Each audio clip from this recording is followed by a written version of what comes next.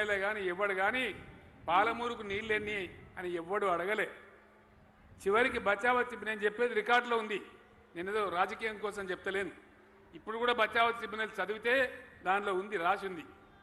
ఏమనుంది? ఈ ప్రాంతం ఆంధ్రప్రదేశ్లో కలవకపోతే చాలా బాగుపడుతుండే, కలవడం వల్ల నష్టపోయింది, దీనికి శారడ నీళ్లు కావాలని చెప్పి అడిగేటోడు ఎవడు లేడు, మాకే ఈ కారం అనిపిస్తుంది, తప్పకుండా దీనికి నీళ్లు కావాలని చెప్పి ఒక 17 టీఎంసీలు జూరాల ప్రాజెక్టు మంజూరు చేసింది. దాన్ని అన్నా కట్టినరా? కట్టలే. దాన్ని ముట్టినరా? ముట్టలే. మళ్ళా మన తెలంగాణ బిడ్డ అంజయ్య ముఖ్యమంత్రి అయినప్పుడు ఆయన శంకుస్థాపన చేస్తే ఆ ప్రాజెక్టు ముందల పడ్డది. యాందాక ముందల పడ్డది, నీళ్లు రాలే, నీళ్లు వస్తుండే పోతుండే, మనం తమాషా చూద్దుంటివి. కానీ 2001 కర్ణాటకకు చెల్లించాల్సిన డబ్బు చెల్లించకుండా దుర్మార్గం చేసి 2001 దాకా కూడా గులాబీ జెండా ఎగిరేదాకా కూడా కర్ణాటకకు నష్టపరిహారం చెల్లించలే, ఇక్కడ రైతుల పొలాలకు నీళ్లు ఇయ్యలే. ఇది చరిత్ర, నేను చెప్పేది సత్యం, మీ కళ్ళ ముందే జరిగిన చరిత్ర, మీ పెద్దలకు తెలిసే విషయం. ఇంత అన్యాయం చేసిన పార్టీ, పాలమూరును సర్వనాశనం చేసిన పార్టీ కాంగ్రెస్ పార్టీ. ఇది చరిత్ర, నేను చెప్పేది రాజకీయం కాదు. ఇది అవునా కాదా దయచేసి ఆలోచన చేయాలి. నేను చెప్పింది నిజమే అయితే వెంకటేశ్వర రెడ్డిని 50,000 మేయార్తో గెలిపించాలి. మీరు తెలుసుకోండి మాట, మీ పెద్దలను తెలుసుకోండి. నేను చెప్పిన మాట చాలా టైం ఉంది, 30 తారీఖు దాకా. నేను చెప్పేది నిజమా అబద్ధమా మీరు తెలుసుకోవాలి. నిజం కాకపోతే మమ్మల్ని ఓడించండి, మేము ఎప్పుడు అబద్ధాలు చెప్పే అవసరం మాకు లేదు, మీ అందరికి తెలుసు. ఆనాడు ఒక్క నాయకుడు కూడా ముందరికి రాలే. నేను పక్షి తిరిగినట్టు పిడికెడు మందిమి తిరిగి యావత్తు తెలంగాణను లేపి, మేము ఎన్నిసార్లు వచ్చినా, నేను దేవోదయ కథలకు ఎలక్షన్ టైంలో ఎన్నోసార్లు వచ్చినాం, ఎన్నో సమావేశాలు పెట్టుకున్నాం, దేవర కథ గ్రామాల్లో కూడా పెట్టుకున్నాం. ఆ రోజు తిరిగి యావత్తు తెలంగాణను లేపితే మీరందరూ ఎక్కడికక్కడ ఉద్యమం చేస్తే అది కూడా మళ్ళీ కాంగ్రెస్ దోకా చేసింది. 2004లో మనతో పొత్తు పెట్టుకొని తెలంగాణ ఇస్తామని చెప్పి వెంటనే 2005లో 2006లో ఇవ్వాలి కదా, ఇవ్వకుండా ఇక్కడ అక్కడ అధికారం సంపాదించి మళ్ళా నాంచివేత ధోరణి మొదలుపెట్టింది. వైఎస్ రాజశేఖర్ ఎట్లా చెప్తే అట్లా మన పార్టీని ముంచే కార్యక్రమం చేసినారు, మన ఎమ్మెల్యేలను కొనే కార్యక్రమం చేసినారు, ఉద్యమాన్ని మళ్ళీ పెడదారి పట్టించే ప్రయత్నం చేసినారు.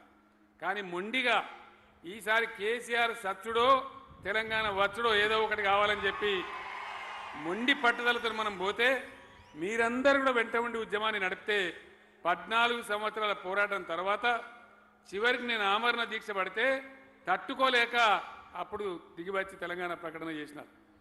మళ్ళీ దాని మీద వెనకపోయినారు. మళ్ళొక్క ఏడాది రోజులు దాదాపు 100,000 మంది పిల్లలు చచ్చిపోయినారు.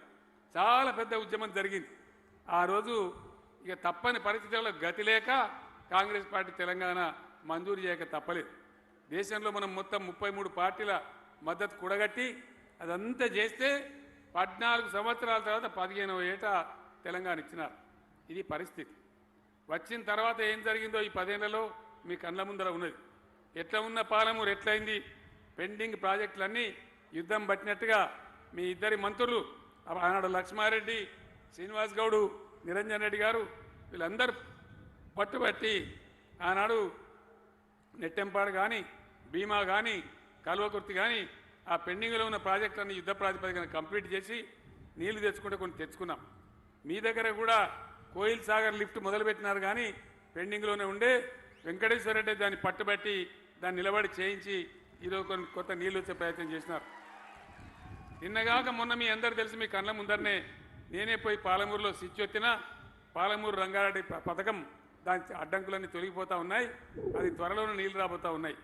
మీ నియోజకవర్గంలోనే ఉంది కరివెన రిజర్వాయర్ ఎక్కడ పెట్టాలని నేను వెంకటేశ్వర రెడ్డి, నిరంజన్ రెడ్డి అందరం కలిసి చెట్టు గుట్టలన్నీ తిరిగిన. నేను కరివెన దగ్గర ఉన్న గుట్టలన్నీ కూడా నేను స్వయంగా ఒక రోజంతా తిరిగినాను.